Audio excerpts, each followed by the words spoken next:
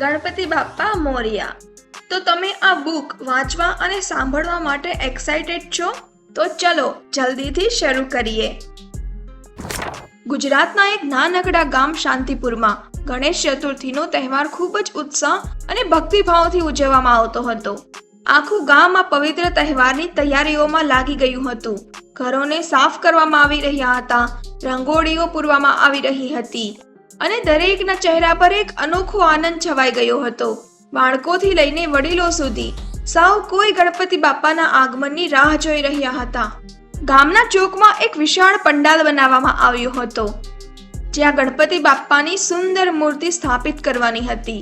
ગામના વડીલો, ખાસ કરીને દાદાજી, આ તહેવારને ગામની એકતા અને શ્રદ્ધાનું પ્રતીક માનતા હતા. તેઓ દર વર્ષની જેમ આ વર્ષે પણ ઉત્સાહભેર તૈયારીઓનું નિરીક્ષણ કરી રહ્યા હતા. મીનાબેન, ધ્રુવની માતા, પોતાના ઘરે લાડુ અને મોદક બનાવવામાં વ્યસ્ત હતા, જ્યારે નાનકડો ધ્રુવ તેને મદદ કરી રહ્યો હતો. તેના મનમાં બાપાના દર્શન કરવાની ઉત્સુકતા હતી. આખું ગામ એક પરિવારની જેમ આ તહેવારને ઉજવવા માટે સજ્જ હતું. ગણેશ ચતુર્થીનો દિવસ આખરે આવી ગયો.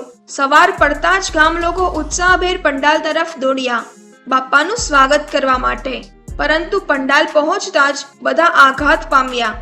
ગઈકાલે રાત્રે જે સુંદર સજાવટ કરવામાં આવી હતી તે બધી ગાયબ હતી. રંગબેરંગી ફૂલો, રોશની અને તોરણો ક્યાંય દેખાતા ન હતા. પંડાલ ખાલી અને નિસ્તેજ લાગી રહ્યો હતો. ગામ લોકોના ચહેરા પરથી ખુશી ગાયબ થઈ ગઈ અને તેની જગ્યાએ ચિંતા અને મૂંઝવણ છવાઈ ગઈ. આ કોણે કર્યું હશે? એક ગ્રામીણે ગભરાઈને પૂછ્યું. આ તો અપશુકુન છે, બીજાએ ઉમેર્યું. દાદાજી પણ આ દ્રશ્ય જોઈને સ્તબ્ધ થઈ ગયા. મીનાબેન ધ્રુવનો હાથ પકડીને ઊભા હતા અને ધ્રુવની આંખોમાં પણ આશ્ચર્ય અને દુઃખ હતું. આટલા વર્ષોમાં ક્યારેય આવું બન્યું ન હતું. ગામનો ઉત્સાહ એક જ ક્ષણમાં ઓસરી ગયો હતો અને તહેવારની શરૂઆત જ એક રહસ્યમય ઘટનાથી થઈ હતી. ગામ લોકોએ ફરીથી સજાવટ કરવાનો પ્રયાસ કર્યો, પણ તેમનો ઉત્સાહ ગાયબ થઈ ગયો હતો. દરેકના મનમાં એક અજાણ્યો ભય ઘર કરી ગયો હતો. રાત્રે ગામમાં અફવાઓ ફેલાવા લાગી કે કોઈક જાણી જોઈને ગણેશ ચતુર્થીનો તહેવાર રોકવા માંગે છે. કોણ હશે તે દુષ્ટ માણસ? એક ગ્રામીણે ધીમા અવાજે પૂછ્યું. શું આપણે બાપાને નારાજ કર્યા છે?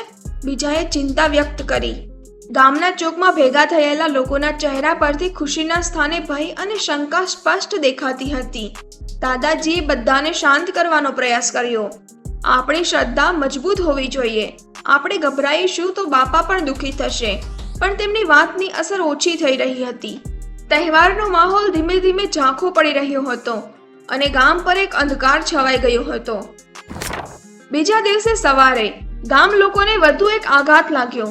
ગણપતિ બાપ્પાની મૂર્તિ પર ચડાવેલા કિંમતી દાગીના ગાયબ હતા. સોના ચાંદીના આભૂષણો જે ભક્તિભાવથી અર્પણ કરવામાં આવ્યા હતા તે ક્યાંય દેખાતા ન હતા.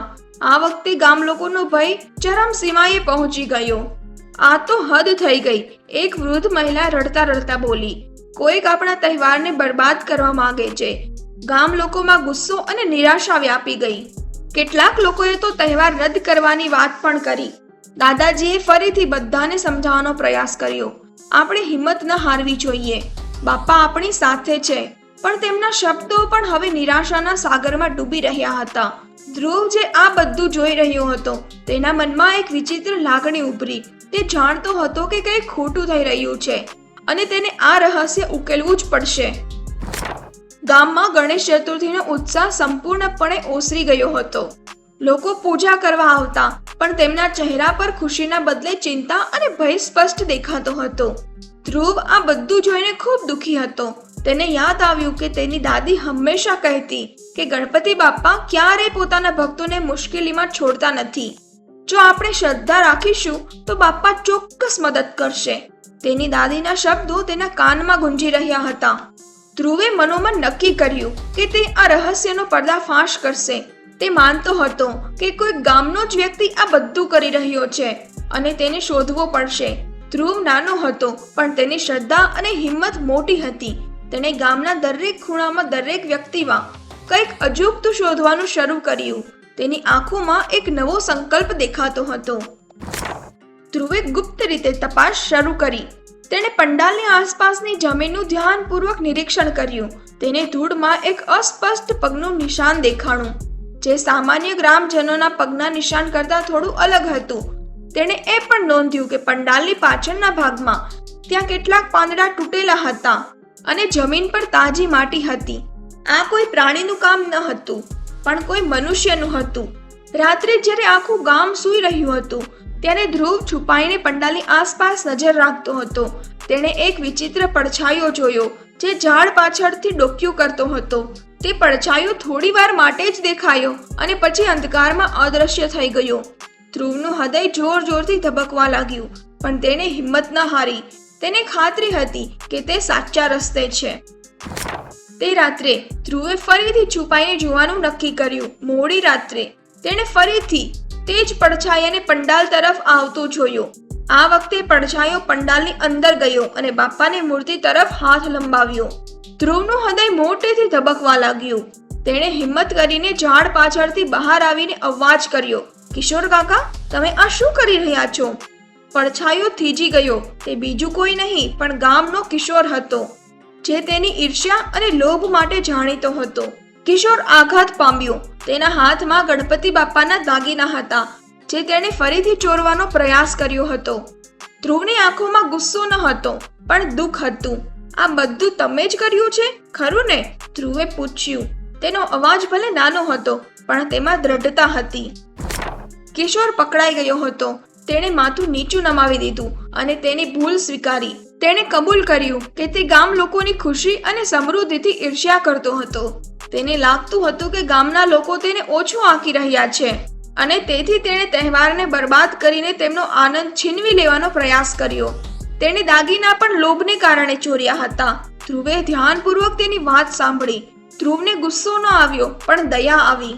કિશોર કાકા, ધ્રુવે શાંતિથી કહ્યું, સાચી ખુશી બીજાને દુખી કરવામાં નથી, પણ બધા સાથે મળીને ઉજવવામાં છે. બાપા તો બધાના છે અને તેમની કૃપા બધા પર સમાન હોય છે. કિશોરને ધ્રુવના શબ્દો હૃદયમાં વાગી ગયા. તેને પોતાની ભૂલનો સાચો પસ્તાવો થયો.